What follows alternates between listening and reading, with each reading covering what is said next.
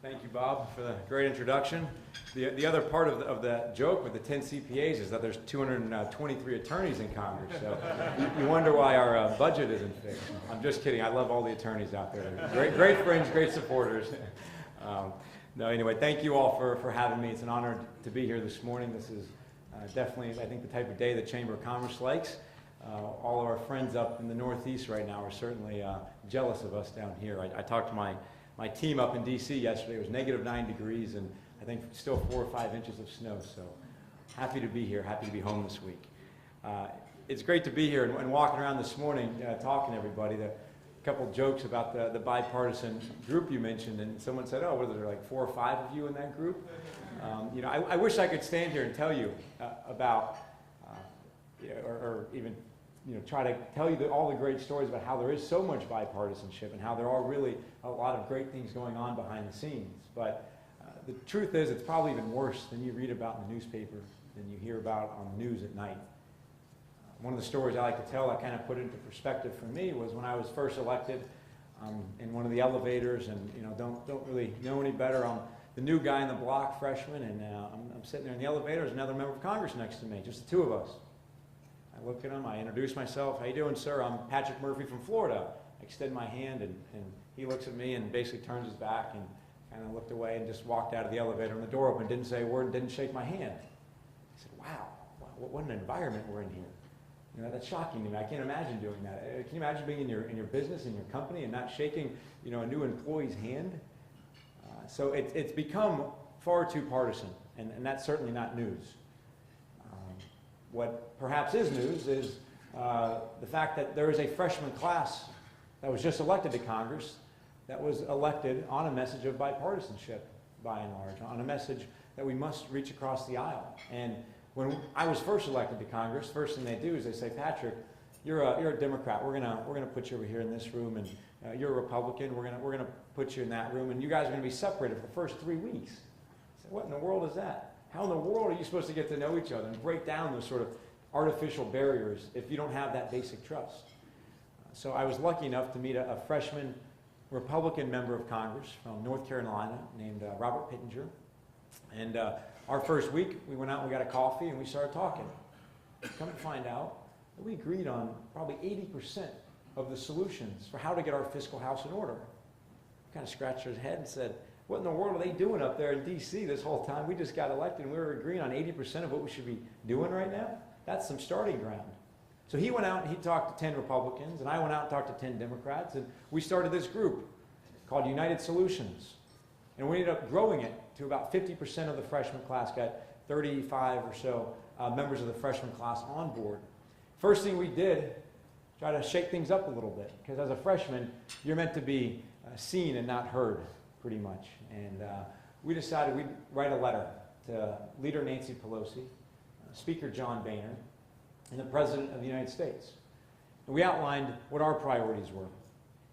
Number one, we said we didn't run for office and we didn't spend all this time working our tails off just so that we could get reelected. We did it because we know we're going to have to make some tough votes. And on both sides of the aisle, take some votes that are going to make our bases unhappy. But we're willing to do it, and that's why we did it. Number two, it's the idea of my way, the highway, that doesn't work in your family, doesn't work in your business, and certainly doesn't work in government, that you need to compromise. And then number three, we laid out what we believe is the grand bargain, the real principles to get our fiscal house in order. And I'm sure if you all sat around each of your tables, you'd come up with basically the same ideas. Number one is tax reform. Being a CPA, I guess I could talk a little bit too much, and I know the eyes would glaze over if I get carried away here, but tax reform, got to simplify our tax code, and I believe we must really focus on making it competitive globally. So much of it has been sort of sheltered, and we have this short-sighted view on our tax code, when so much of business now is international, and we're falling further and further behind. So we really have to revamp the tax code and do it very quickly, in my opinion. Number two, got to look at Social Security, Medicare, Medicaid. Must look at these programs. These are important programs. I believe in these programs, but I also believe we are going to need to make some changes to them. And if we don't, then we're just sort of ignoring the obvious. And the sooner we make those changes, the better off and the more likely that they're going to be there for my generation and my kids and grandkids. So let's just have the conversation and get it over with. Number 3 is the waste, the fraud, the abuse, and the duplication. And that's the part that drives everybody crazy. And that's the part that in our freshman group, United Solutions, we actually had the most success in talking about. And what we did is we took this report from the Government Accountability Office, an agency in DC, and they put this report out every year of all the wasteful spending. This year's book was about 2 inches thick, and it identified almost $1 trillion in wasteful spending. Not only is that a really big number, but it's the same stuff basically every single year, and these programs just keep getting bigger and bigger, and it's growing and growing.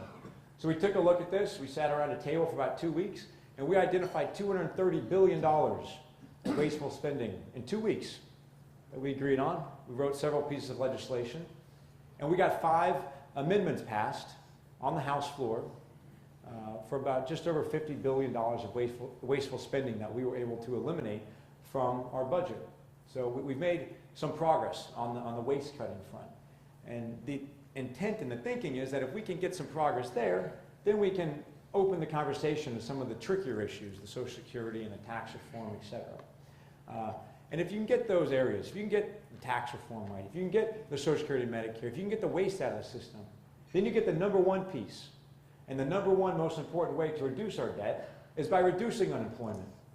You know, the more people you have working, the more people you have in the, paying into the tax code, the quicker that debt's going to come down.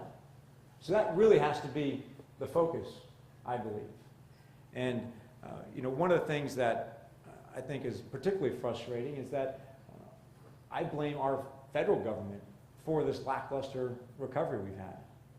You know, the one thing that businesses and entrepreneurs want and ask for, and I think should expect from their government, is predictability, some certainty, to know what in the heck is coming tomorrow or in 5 years from now. And we've done the complete opposite. I guess I shouldn't say we, I just got there. So I'm only a year into it. Don't blame me. Don't throw the eggs at me yet. But, you look at the government shutdown. You look at not raising the debt ceiling, everything we're doing with interest rate. It's frustrating. Not to mention the regulation that keeps piling on and oftentimes is just done because someone wants to make a name for themselves and they want the bill with their last name on it. So they need to write a regulation so they can go home to their people and say, look what I did. I got something done. So we need to lay out an environment that's predictable. I don't believe it's government's role to create jobs, but rather create an environment that's conducive to job growth. So number 1, it's back to taxes. Laying out what the tax rate's going to be next year, in 5 years from now, in 10 years from now. Looking at modifying a lot of the depreciation tables that have fallen behind, looking at simplifying the tax code, getting rid of a lot of the loopholes, the deductions, and again, making sure we're competitive globally. When it comes to regulations, I'm on the Financial Services Committee and the Small Business Committee. But on financial services, one of the things we're wrestling with right now is the Dodd-Frank legislation. That was passed several years ago. But the regulators have only written about 50% of the rules. So think of that uncertainty.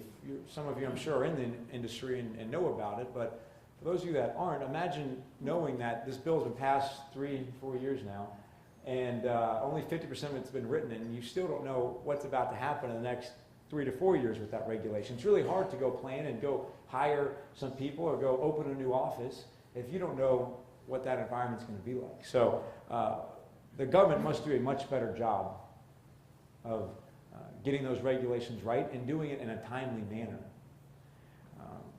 I want to talk just for a second about some of the local issues because I came to realize pretty quickly that in Washington,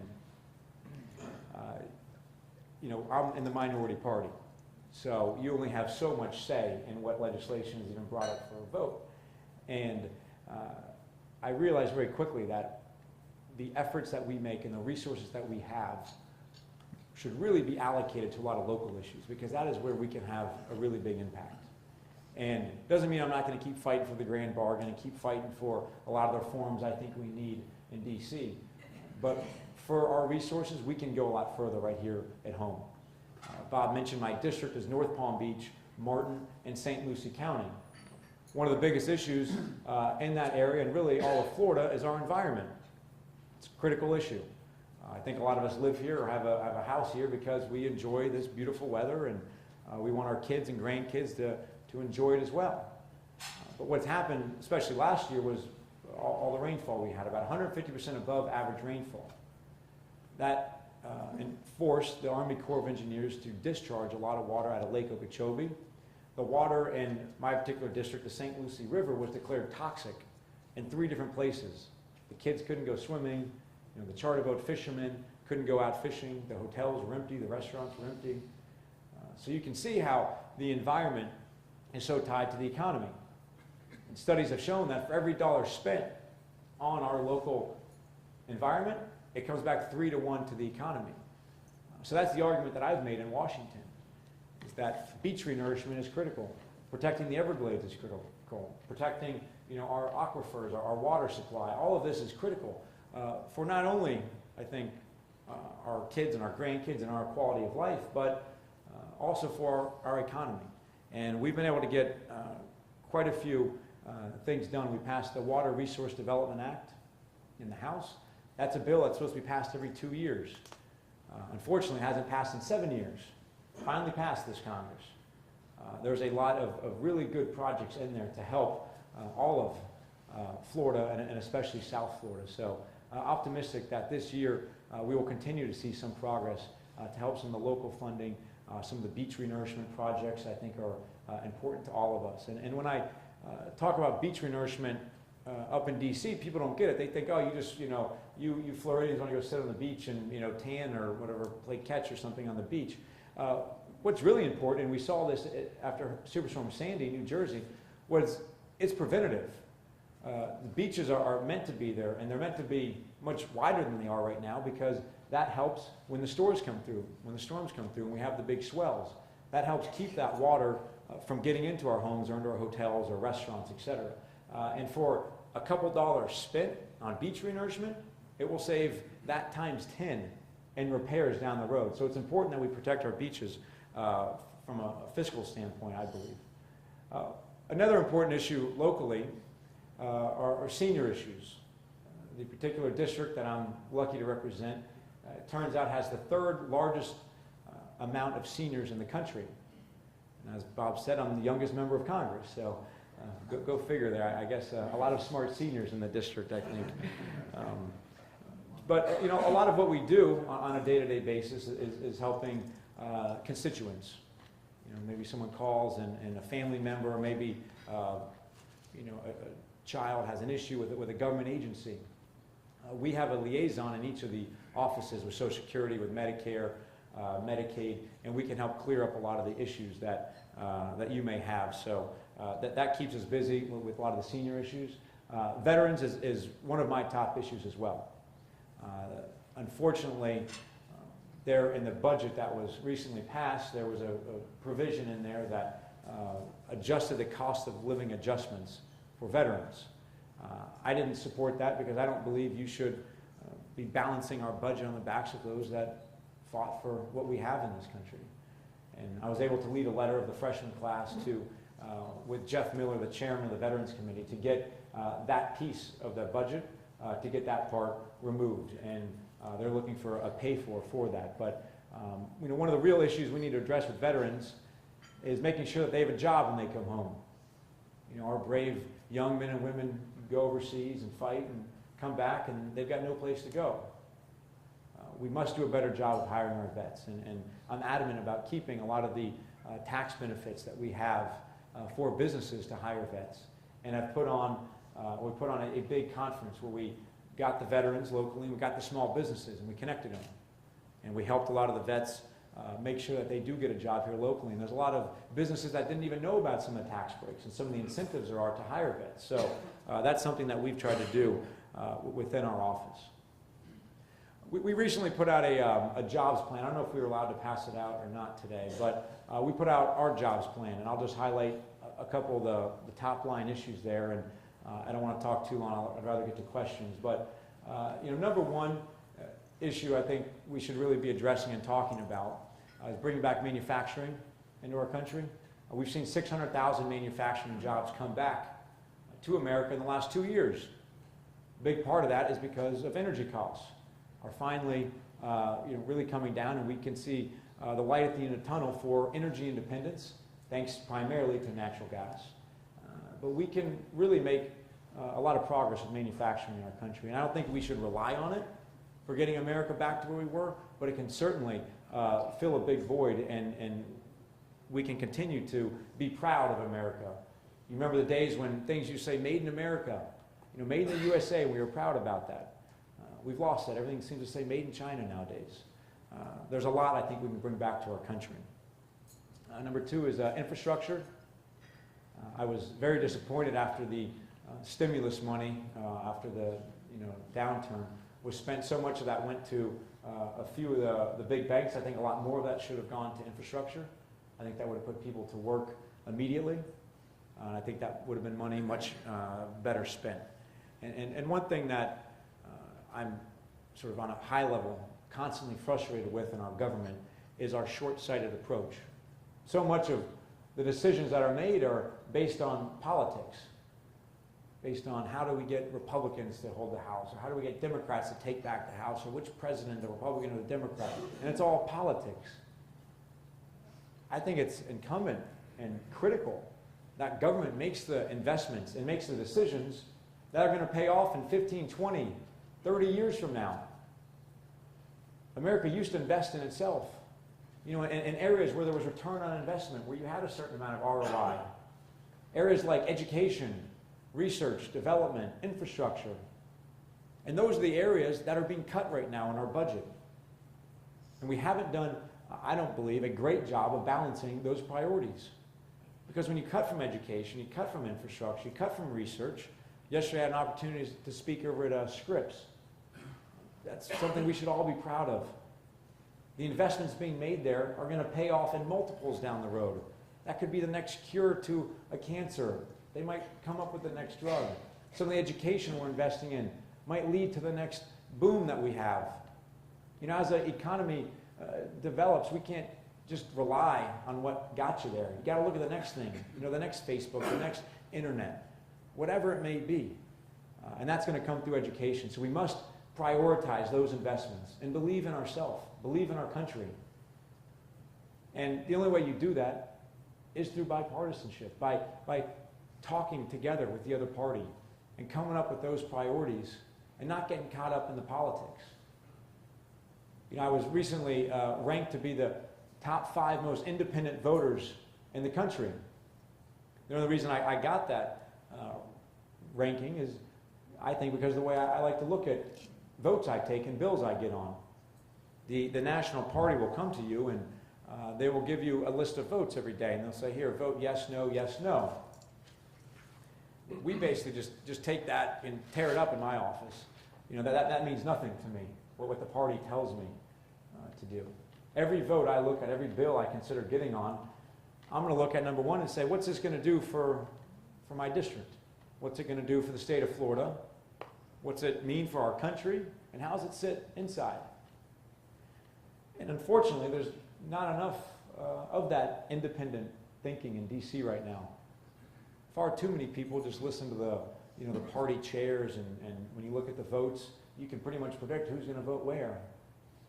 I've tried to break in several areas I think are especially important.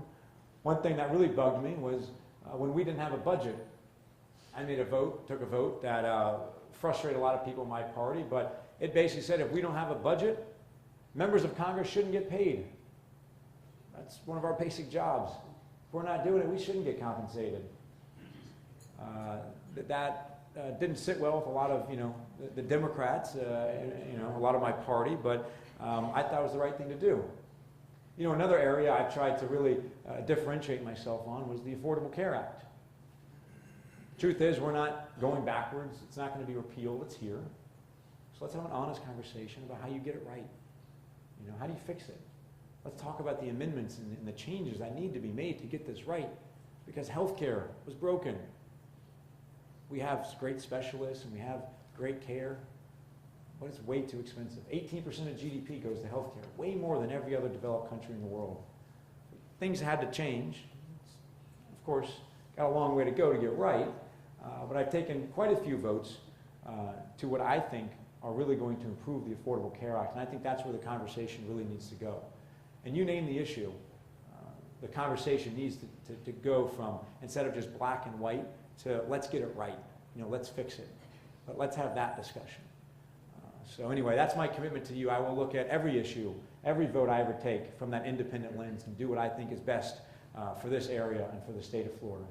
So anyway, I'd love to answer any questions, and I appreciate you all having me today. Thank you.